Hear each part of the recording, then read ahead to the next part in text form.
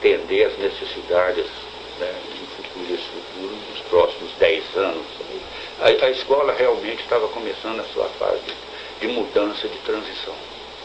Esse é o que era mantido assim positivo ainda. O pessoal fala muito da fama da escola. Não tinha, realmente tinha, é uma coisa curiosa, né? Porque ainda não existia universidade. Quando eu entrei, a escola pertencia à Universidade do Brasil, né? Era a Escola Nacional de Minas e Metalurgia da Universidade do Brasil, né? Então, mas como a universidade estava lá no Rio de Janeiro, aquela coisa onde ela funcionava, tinha sua autonomia. Isso eu acho que era um ponto muito positivo, porque realmente você resolvia as questões, bem ou mal, você resolvia tudo no âmbito ali da Escola de Minas. O que eu vejo, o primeiro paralelo que eu vejo entre a escola e a autonomia, tanto a Escola de Minas quanto a Escola de Farmácia, duas unidades, né, que em relação a hoje, é que realmente o diretor era diretor da escola. Hoje o diretor ele é cobrado se não funciona bem a escola. Mas o poder de decisão dele, de atuação dele, eu acho que é muito limitado. Hoje um problema sério que eu vejo na universidade é que o reitor, ele é o diretor de todas as unidades. Então, ele acumula aquilo que o diretor tinha de cuidar da sua unidade, passou a ser atribuição. Então a escola hoje, não sei nem se existe, é um negócio assim mais formal do que realmente real, isso é no meu modo de ver. Tanto é que as comunicações já são feitas praticamente a departamento reitoria, né? Para as decisões dos conselhos aí e tal. Mas então naquela época, com a congregação, você resolvia muito mais fácil, os professores pelo menos decidindo bem ou mal, agradando ou desagradando, principalmente o estudante, né, que é aquela eterna luta, né, do estudante reivindicando, a congregação atendendo ou não, em função da leitura que ela fazia de cada situação. Mas se resolvia ali, com pessoas que realmente estavam envolvidas com o problema, com conhecimento de causa. Certo? Então isso aí eu acho que era um ponto bastante positivo, porque se tinha condição de realmente as pessoas que estavam vivenciando o problema, né, vivendo ali aquele problema, tinham condição de opinar e decidir sobre ele. Eu depois, com a implantação da universidade, de fato, ela foi criada, mas durante um certo tempo funcionou como se quase não existisse, mas preservadas as autonomias, né, da Escola de Minas, que foi criada em 69, né, oficialmente. Mas durante muito tempo parecia que a universidade tinha sido criada assim para a Escola de Minas ser a reitoria ou se ocupar dessas coisas, mas vamos mantendo aí e tal. Pouca coisa se mandava para resolver lá em nível de reitoria. Ainda tinha o conselho, né, da Escola de Minas, que substituiu depois a congregação, e se decidia muito ali no âmbito, volto a insistir, do pessoal que conhecia realmente os problemas. Tá? Depois eu tive com a implantação, principalmente com a vinda do Fagundes, que houve a grande mudança, né, em que ele centralizou na figura do reitor praticamente todo o poder de decisão. Né, toda essa mudança. Então, o que a gente pôde constatar é o seguinte, que muitas vezes se tinha assim, um problema pertencente a uma determinada unidade e pessoas que não tinham conhecimento de causa suficiente sobre aquele problema, opinando e ajudando na decisão. Eu sempre achei isso um problema sério, que não sei hoje, depois de aposentado, já desde final de 93, se houve alguma mudança, porque a gente fica um pouco desligado. Não sei hoje como é que a coisa funciona, mas até onde eu fui do Conselho Universitário, fui do ICEP, né, pertencia a esses conselhos todos, quer dizer, todas as coisas, fui de chefe de departamento, quer dizer, todos esses conselhos, essa congregação, eu fiz parte disso tudo. Então, até o tempo em que eu acompanhei, eu fiquei com aquela sensação que à medida que as unidades foram esvaziadas no seu poder de decisão, na sua autonomia, no âmbito do que ela deveria atuar mais efetivamente, o maior número de pessoas, e a gente mesmo no conselho, era obrigado a se posicionar pela maneira como a coisa chegava, que nem sempre batia com a realidade. Então, achei que quando eu até quando eu saí, que era um problema que a universidade deveria encarar e ver como resolver isso. Não sei até onde ela conseguiu isso hoje. Parece que essa autonomia vem de 60, né? Hein? Autonomia, desvinculação da... Sim. Se bem que era uma coisa curiosa. Eu não posso falar anteriormente a 60, porque eu entrei em 60, né? Mas a sensação que eu tinha, que a distância conferia à congregação da escola um poder de decisão maior, mesmo vinculada à Universidade do Brasil, né? Mesmo vinculada, se tinha autonomia, né? Isso era conferido. Parece que a própria o reitor, né, digamos assim, lá do coisa, vinha de vez em quando, vinha fazer umas palestras aí e tal, mas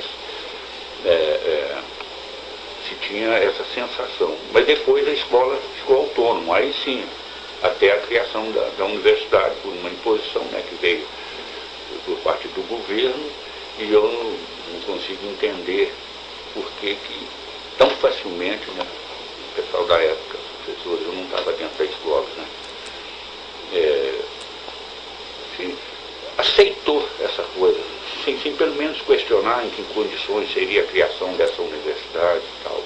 Não sei, e quando eu vim, a escola já estava, a universidade já era criada, embora não tenha sido de fato implantado naquela época.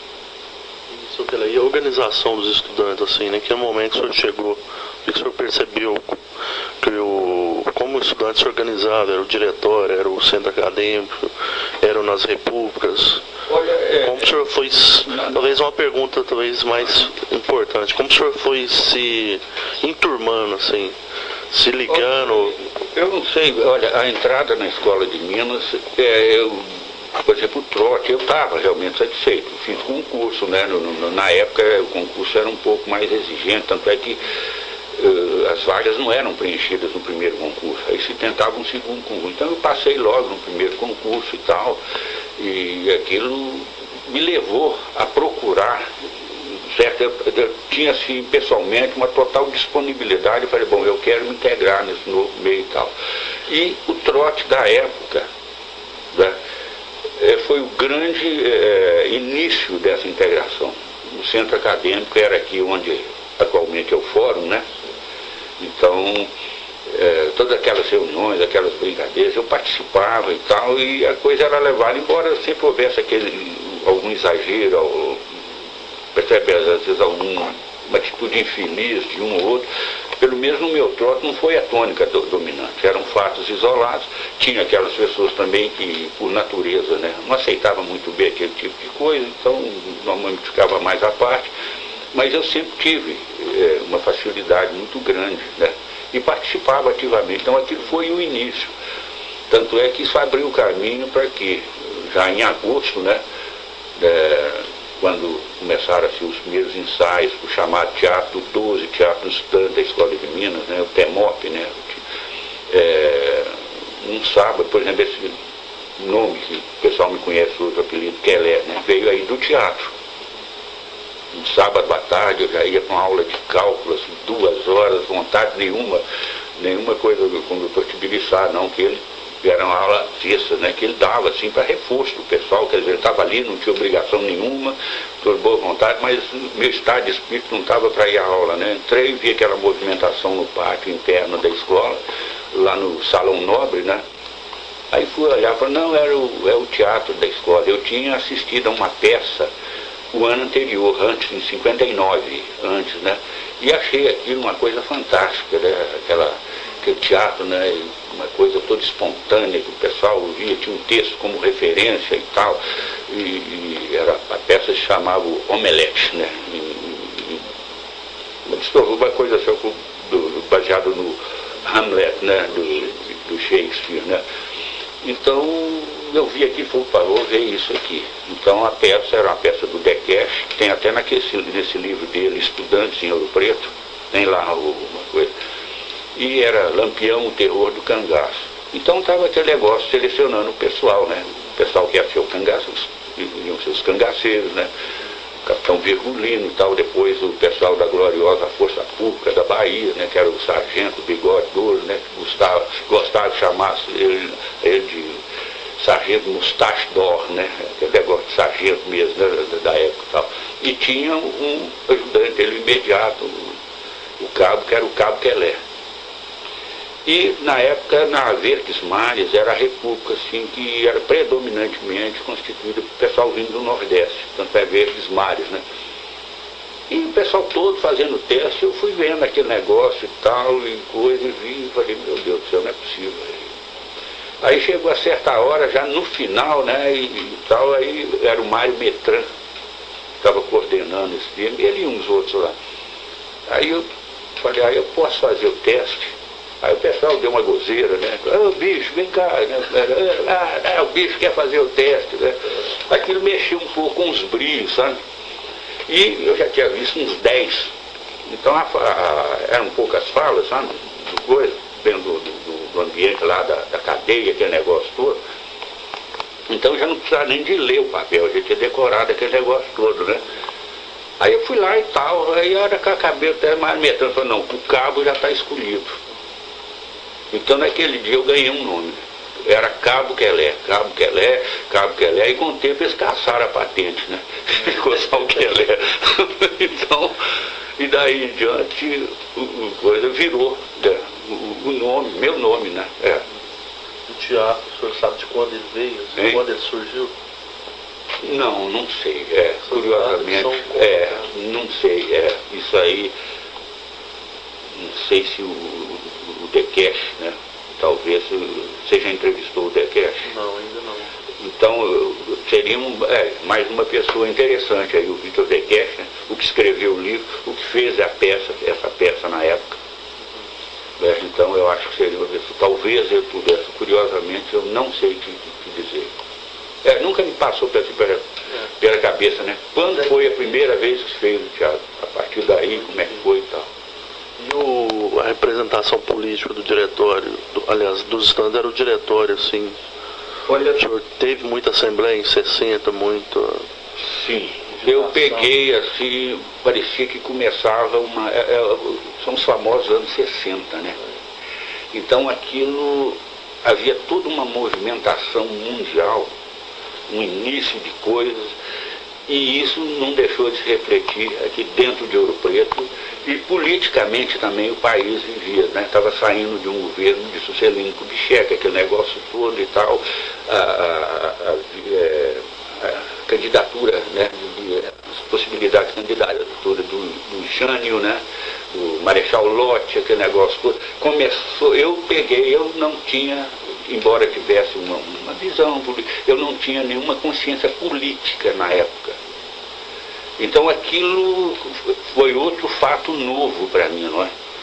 Aquele negócio, e eu comecei então realmente, muitas assembleias, os grupos políticos, né, foram se definindo, dava para a gente perceber nas assembleias, né, o aparecimento de uma liderança de tendência tinha o pessoal que se definia assim direitista, né, o pessoal assim esquerdista, o centro-esquerda, aí com todas as nuances, né? Então, muita assembleia, muita movimentação política, a própria renúncia, né, o posicionamento dos estudantes, o lançamento de boletins, né, aquele negócio de prisão de gente de direita, esquerda, aquele negócio de renúncia do gênero, aquilo inicialmente muito confuso para mim. Então, em função daquilo, da participação, a coisa foi tomando forma e eu fui me posicionando de acordo com o meu referencial, a minha escala de valores, né? E o que se notou é o seguinte, é que apareceu uma liderança muito forte, que venceu toda uma tendência mais de centro-direita, ou direita mesmo, e assumiu o diretório, tanto é que a primeira greve, né, que houve, né, anteriormente, depois veio a greve da UNE, né? A primeira greve, realmente, que a Escola de Minas fez, depois de antecedida por uma passeata, por melhores condições, a gente tinha um elenco de exigências, né, para realmente modernização, atualização da escola, do próprio relacionamento da congregação com os estudantes e tal, e ainda, né,